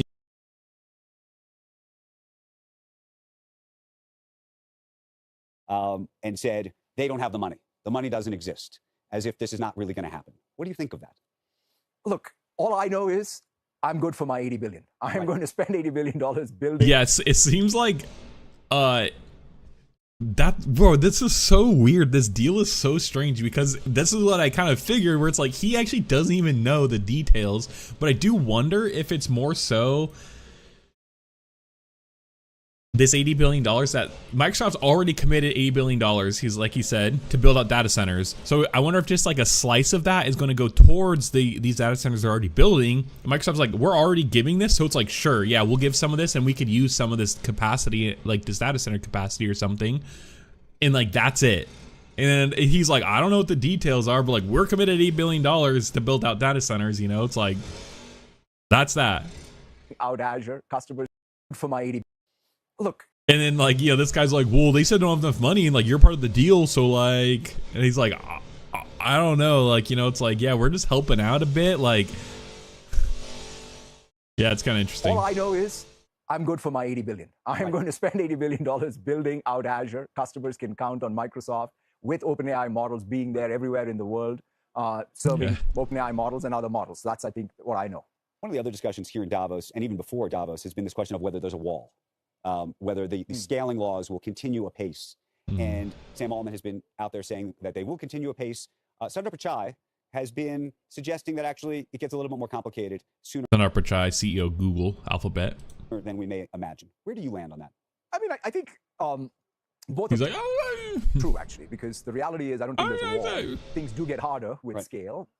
And interestingly enough, pre-training scale with, as the scale goes up, gets harder. But then what Sam and team have shown, even with O1 and now O3, is this inference time compute and the ability to really have inference scaling compound in some sense the effects of scaling laws. So what used to be... Yeah, I think we may be hitting scaling walls in one way, but we're figuring out other ways to get around it. And I think that makes sense, and I think that's going to be the trend this year and going into the next few years. I think we're going to discover new strategies, and arguably we have, but just new training strategies, new inference strategies, different ways to use less compute or to get the AI more accurate with the same amount of compute. Because if compute is the bottleneck right now, then we need to be figuring out ways around that doesn't involve just building more data centers, because that's going to take a while and these won't be stood up for years. So if we could just plateau until we get more compute, but I don't think so. And also we have to consider that NVIDIA is continuing to roll out their new DGX Blackwell series GPUs, which Microsoft is, I think, probably the largest customer, or one of them. And so I think that's going to also be able to extend and extract some more value and extend these these like scaling laws until I don't know, we just figure out other strategies. I think data is probably the other one. Like, we're just running out of data, but also we're figuring out that the more data we feed these things, it doesn't necessarily make it better. So yeah, it's interesting. Be a 6-month doubling, maybe a 3-month doubling. So I would say scaling laws are very much alive. And the question now is, in fact, if anything, how do you take advantage of all this capability building to deploy real AI systems? Where are you on your own frontier models? Obviously, you did hire Mustafa. You have your own efforts that are underway. What does that look like? When will we see that? And what do you think that ultimately does to, you've done remarkably with OpenAI, and that may turn out to be a spectacular investment unto itself. But how you think this whole landscape shifts at some point? I think just to be very clear, we have access to OpenAI IP, so we're not going to do things twice. So we are very, very happy with the access we have to OpenAI. It's just that we do have other models that we built. We built the public model that we talk about is Phi, which is an SLM. Yeah, the Phi one's actually like surprisingly good. Their most recent one is like, again, it's like surprisingly good. Competitive, I would say, is a better word. Small language model, Phi 4, it's best. Especially for running locally, it has great performance to be able to run locally on like just normal desktop computers if you have a GPU. In class for its parameter size, and we have other models too. But to me, the more important thing for me is to build value on top of OpenAI. So we have a fantastic post-training stack. Yep, and this is what I love to hear as a shareholder, because that's where you actually make money, is actually using the models to actually solve problems and build products on top of that. That's what I was kind of saying earlier, where when we look at like Amazon, Google, Microsoft, you could throw Salesforce in there. We'll look at Silicon Valley's biggest tech bro, Mark Benioff's interview here in a sec.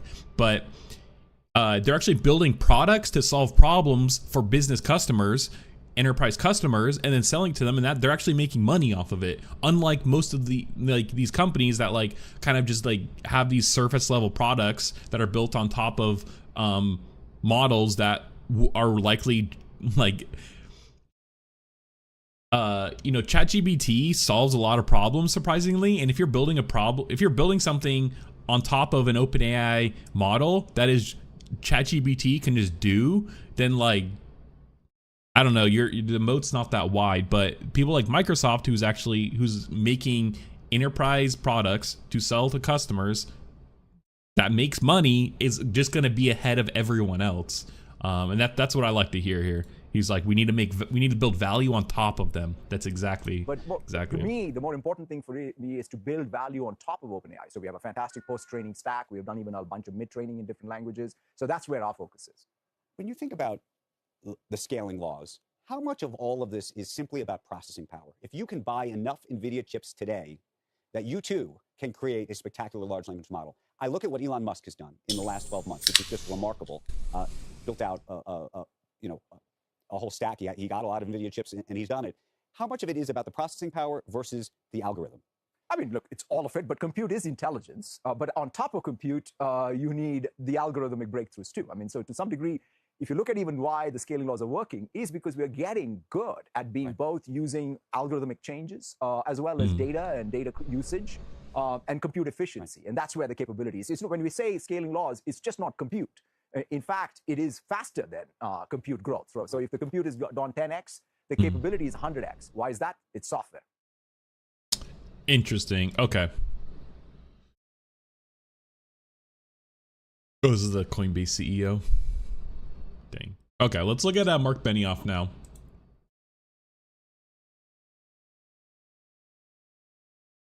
Because he called out Microsoft. Salesforce CEO Mark Benioff. And earlier this morning, I sat down with Salesforce CEO Mark Benioff, and I started out by asking him about Stargate. You got to listen to what he said. It's amazing. I mean, these are people who have made our whole industry. When you look at Masa-san or you look at Larry Ellison, and I think you know Larry Ellison is my mentor, so I have spoken to him about his vision for how to cure cancer with Bro, that makes sense that Larry Ellison's his mentor. Salesforce is becoming the new Oracle. They're just becoming this bloated, enterprisey software. Oh my gosh, that actually makes so much sense. AI, and he rolled it out yesterday at the White House. I'm extremely proud of him. Do you think it's actually going to happen? The reason I asked is I don't know if you saw, but Elon Musk has been subtweeting that they don't have the money to do it. Subtweeting? I could just tell you, well, don't, it's kind of funny. I would always say, don't short Larry Ellison and don't short Elon Musk. These are, and by the way, they're two very good friends of each other. But Larry has a vision for the future of healthcare, and that's also. So that's what okay, so that makes sense because Larry kept touting about all this healthcare stuff and AI solving curing cancer and this stuff with blood tests during the Trump press conference, and that makes sense, I guess.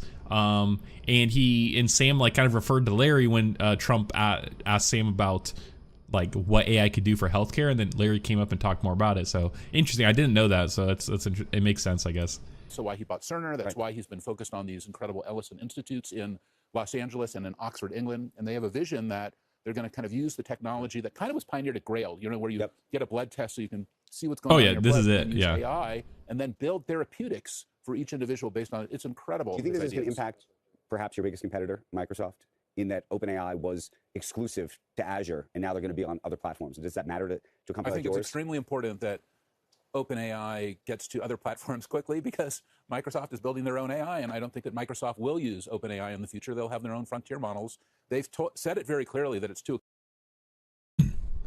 But that doesn't matter though, I feel like, because Microsoft still gets the profits if they own slice of OpenAI, they still benefit from OpenAI getting, I don't know, I guess. But I feel like it doesn't really matter that Microsoft is going to build their own models because they are already. Too expensive and too hard for them, and that they want to have their own. That's why they hired Mustafa Suleyman, and Mustafa Suleyman and Sam Altman are not best friends. So you think this is the beginning of the fissure? You're actually, this may be the moment. I think that happened actually quite a while ago. You think it happened a while ago, but in terms of. It actually happened a year ago here in Davos, where Sam and Mustafa were both on panels together and were, not getting along well, persona non grata. One last related question. Were you surprised at the deal insofar as you had Sam Altman standing behind the presidential podium? He, of course, is the great nemesis of Donald Trump's great friend, Elon Musk, your great friend. This is a moment where we all have to regain our beginner's mind. So a phrase that I, cherish myself when I started my meditation this morning, this Japanese idea, Shoshin. Bro, he's literally the biggest tech bro. He's seriously. Regain your beginner's mind. I think with this political administration, we're all going to need to regain our beginner's mind and see how things are going to play out. So how's that been for you, though? I'm curious. Actually, somebody who's been a Democrat for many years, this election, you're seeing it all play out in front of you. Straight up. I've actually never been a Democrat. Okay. He's literally the biggest tech bro. He's literally so stereotypical. He's okay, well, actually, I just, it's cool to be a Republican and conservative now. So, I actually wasn't a Democrat for that long. I was more independent leaning, but I was center left. I was a Republican for many years. I was in the Bush administration, and then I became an independent after that. Knew it. Look, I have said I'm not a Republican or a Democrat. I've worked now with 5 or 6 different presidents. I can work with anyone. That is how I roll. That's important to me. I'll do whatever I can to support the administration, and I will, root for the United States of America. I'm an American. What do you make that's my number one. What do you make of big tech going to Washington, though, right now? That is a moment. I think when you look at those so it is a moment. What do you think of that? I don't think that I've ever seen some of those images with everybody together, these aren't best friends who are all gathered together. It looks like they're having a party together. They're all actually, very serious competitors. But there's some people very serious. There's some people who are very excited about that. Yeah. And then there are other people who say that they're bending, they're bending at the knee. No. Number one. How do you see it? Number one, the United States of America has a tremendous lead in artificial intelligence and in technology. The vast majority of the frontier models, the AI, the research that's come out of our universities, and you're seeing that manifest into our tech companies. And that's what's incredible. And then you see that right here play out at the administration. These are the leaders of all the most important companies. They're all Americans. One of the reasons I so desperately wanted to talk to you this year, specifically here in Davos, is, so many of the things that emanated here that you and I have talked about over the years that related around things like ESG and climate and other things. I think it's fair to say that Davos man is under attack, meaning those ideas, the vibe shift. Yeah, I mean, it's kind of sucks though, because literally there's so much you could say about this. It's like, okay, there's one perspective where it's like the vibe shift, yes, but it's like all these companies were just doing it just to get in the good graces of, whoever leader or, whatever regimes at the time are in control. And then now that it doesn't matter, they just don't care, which just shows how spineless most of the corporations are. We could take that perspective, or we could take a perspective that, yeah, they never cared at all, and they've always just never want to do it. Now that they have the green light to do it, they can. Or they just really care about cozying up to whoever's president, and which just also shows that I guess they're kind of spineless and they just want to do whatever will get them browning points to continue to do get tax cuts and whatever. I don't know. First of all, I don't agree. So number one, obviously Donald Trump and Klaus Schwab, who's the head of the World Economic Forum, are very close friends. Klaus Schwab and Donald Trump, they have a lot of time for each other. Right. And you're going to see Donald Trump here at this conference virtually, and I'm sure you're going to see him here next year physically. And he was here when he was president, 4 years ago, 5 years ago. And I think that, you probably remember that I worked very hard on the Trillion Tree Initiative. It's an idea that I had. I brought it here with Donald Trump, launched it here. And I think you have to find your way with Donald Trump on the things that he cares about. And one of the things that he cares about, the way that they're just going around the fact that essentially saying that Trump is a child and you have to find things to agree with for him to even care. I don't even know. Is actually things like trees, oceans, air. If you listen to what he says and you focus on those things, you can make a lot of progress. Trees, ocean, air. Let's talk AI, because that's the topic du jour. No, the key to get to Donald Trump is just giving him something with a high number. He's here's a trillion. He's like, oh, trillion trees. Wow, I could be the first. And then you have to pump his ego. You could be the first. You could be the person who pushes this 1 trillion trees. Literally like a kid.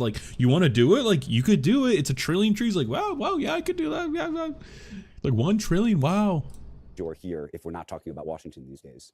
And I'm curious where you think we are. Now we're finally talking about something important. Here we are. Wait, what did you say? On those things, you can make a lot of progress. Let's talk AI, because that's the topic du jour here if we're not talking about Washington these days. And I'm curious where you think we are. Now we're finally talking about something important. Here we are. I saw Dario Modi yesterday from Anthropic. And the timeline with which he's now talking about, something close to AGI is much shorter than I would imagine, 2, 3, 4 years out, at a time where you've been making comments that, Microsoft's version of, OpenAI is like Clippy. Yeah. And so I'm trying to have these two ideas in my head. It's true. 2 or 3 years away from having to reshape society. And you saying that the thing. I like how Benioff has to go with Salesforce, go on the offensive, and it's oh, shit talking Microsoft, and then Microsoft's like, who? Oh yeah, I don't know. Just Satya Intel's who? Doesn't even work. Yeah, well, we already know Copilot has failed. You can see it has no adoption. It's just repackaged ChatGPT. But that's not true. Sure, you can talk to Gartner. You can read, these analyst reports.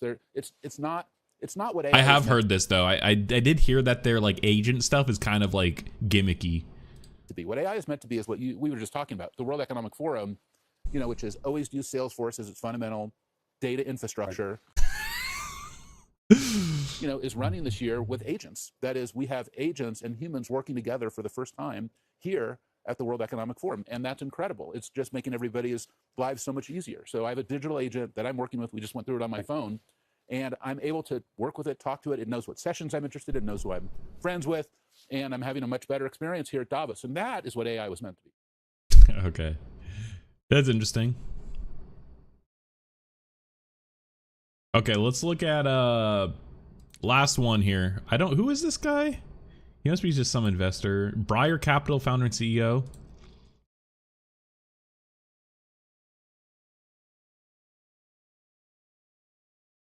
Is this that guy? I guess it looks like him.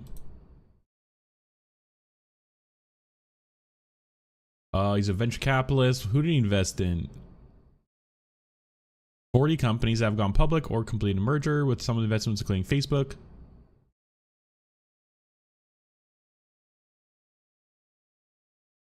He's like barely a billionaire.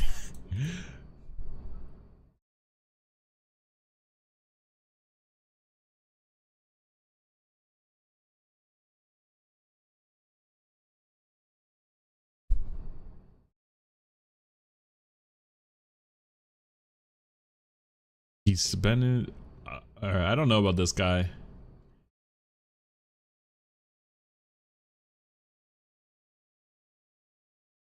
Okay, that's fair. He seems like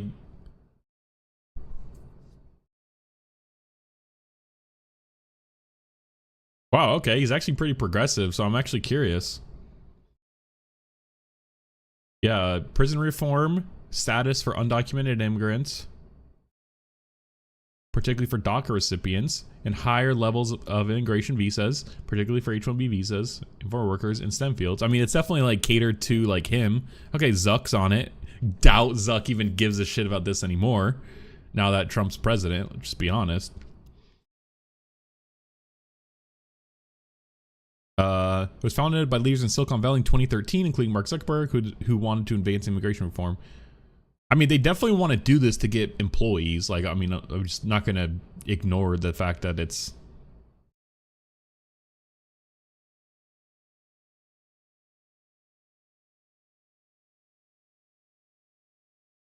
I wonder if it's still even, like, active. Okay, it is.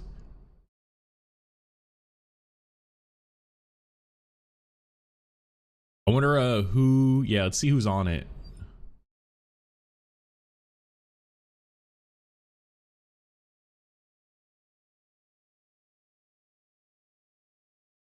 I just want to see the this is such a side tangent, but here we go. Board members.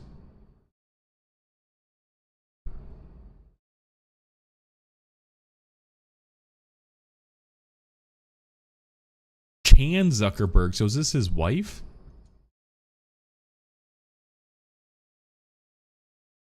Okay, it doesn't even look like Zuck's on there anymore. All right, anyways, okay, let's just watch this. Good to see you again. Yeah. Hi, Carl. Good to see you again. Yes, I am here with Jim Breyer, Breyer Capital, long time and very successful venture capitalist. It's always good to talk to you, Jim. Sarah, it's great to be back. I have to ask you about this big announcement from President Trump and Oracle and OpenAI and SoftBank called Stargate. $500 billion investment in the United States for AI infrastructure. What do you make of it? Was it like blurry? I think on a degree of difficulty pulling it off, it's a 9.5 out of 10, 10 being impossible. But Larry Ellison's a genius. And Elon Musk, who commented on it, is a genius. And so... He said they didn't have enough money. He did. Elon's not wrong very often. So you think it's just, what, too big, too expensive? Huh, too big, too expensive. Huh. It's great if it happens for a lot of startups. So this makes me question... Okay, this whole thing is much more interesting now because it makes me question what's already been built or up to what's being built include with the $100 billion, because it seems like the $100 billion has already been invested if we're counting the big data center that Oracle is building already in Texas. That's like 10 buildings. Like, it seems like that's already been spent. And so like the fact that they're announcing this, especially that's under Joe Biden, that some of this was started under Joe Biden's initiatives, like makes you think that it's like PR for everyone, and that like, okay, OpenAI is going to get some use case, some like, you know, part of it, part of the data centers, and that like they're only going to essentially just build one and then be like, oh yep, see, we did $100 billion, but it's already actually been like kind of like built already. I don't know, it's kind of confusing now. and entrepreneurial companies. Especially if he thinks that this isn't going to go through. That's what I'm kind of basing this off of. That okay, if it's difficult to go through, and like they know that, then maybe it's just like all PR. But big capital expenditure projects. You think it's just what, too big, too expensive? Too big, too expensive. It's great if it happens for a lot of startups and entrepreneurial companies, but big capital expenditure projects like this tend to not work over time. We do have. And let's not ignore the fact that interest rates are still reasonably high, and they're going to probably stay here. I don't think the Fed will continue to lower interest rates, even though Trump will want them to, because of inflation and everything. And especially if this year is going to be kind of a more of a down year in the stock market, growth is going to slow down a bit to kind of curb inflation. That doesn't seem too good either. We have an AI for infrastructure this project need, right? Given the speed and the intensity that this is coming. So how do you think that plays out ultimately? Is it going to have to be more global? Is there going to have to be more money spent on energy? How does it work? There's an enormous amount of capital, as we all know, that the top 7 to 10 tech companies are putting into infrastructure, whether it's Microsoft, Apple, Meta, we can go down the list. The chances of them building out really advanced data centers, 10 out of 10. It will happen. That's where I think the real infrastructure will be. Agreed. And then we look at the really brilliant young. Because again, Oracle's already started building the data center in Texas, so like entrepreneurs coming out of Stanford and MIT. I met with 2 potential Nobel laureates this morning. That's your thing. You're always meeting with the students. They're smart. They are smart, and they're postdocs. So the infrastructure, whether it's a new biocomputation company, which is trying to address cancer, neurology, the infrastructure is great. But it's the entrepreneurial energy where there can be capital efficiency and 5 brilliant people that are getting together to make it happen. For me and Briar Capital, that's our sweet spot. Yeah, so let's talk about some of the brilliant people that you've invested in. Mark Zuckerberg, I just have to ask, because you've known this man since he was 20 years old, invested, been long it's time. like his he like invested in Facebook, and he's just been like riding that ever since. Board member. So he's had this, what people are calling MAGA makeover, that's culminated in a nearly Yes. front row seat to President Trump's inauguration. Why do you think he's doing this? I think we see a revitalized Mark Zuckerberg right now. And so post-election, I've traded many messages and spoken to. C3.ai, I've never heard of them.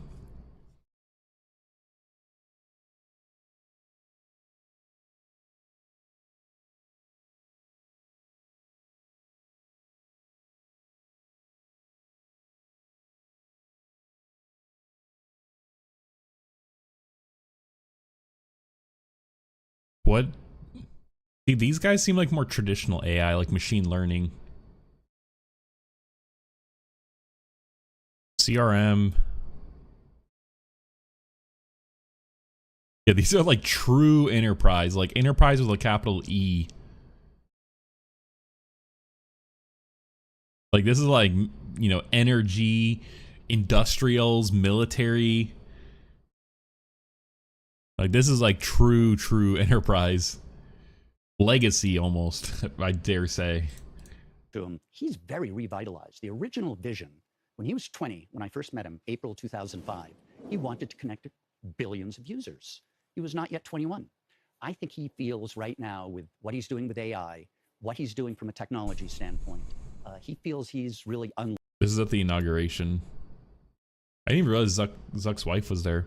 Oh, I didn't even realize Pete Hegseth was back there too. unleashed to go for it. And I think Meta, through a lot of their open source work in AI, is as well positioned in AI as anyone out there. Really, I was going to ask, because it's already had a nice run up. Yeah, I agree. I think Meta is going to be a big arbiter for the like getting AI to the masses. How useful it will be to the masses, I don't know, but I think that they do play an important part there. And I think Llama, the models with open source is also good. I use them. They're good. I was wondering if Meta is a good AI play from here. It sounds like you definitely think so. They are a top 2 or 3 over the next 5 years for sure. And again, how many phenomenal companies out there are being run and owned by 40-year-olds who have another 20-year trajectory? Larry Ellison may have another 20 years. Elon. Bro, that's so funny he said that because like, bro, he's 80 and he looks like that. may, but it's remarkable. These founder geniuses are, of course, rare. Mark Zuckerberg's just a brilliant guy. Interesting. Okay, interesting. This Project Stargate, this is some juice. I'll just say that. This is some juice. So, interesting stuff. We're going to continue it as it's being reported. Let's see. Samsung announced $800 Galaxy S25.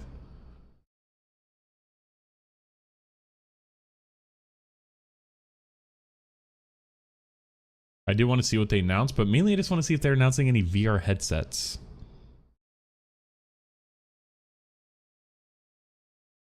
Boom, right here. AR glasses, okay. Which we knew that Samsung was, though, to be honest.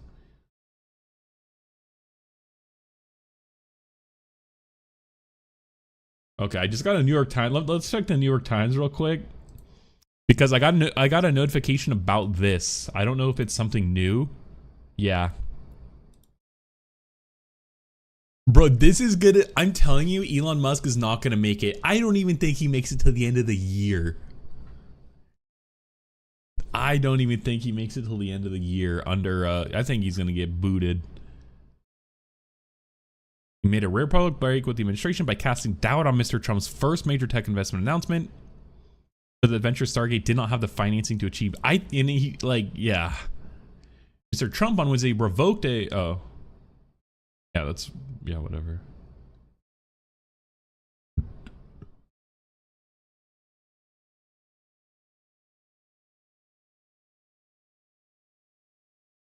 Nice.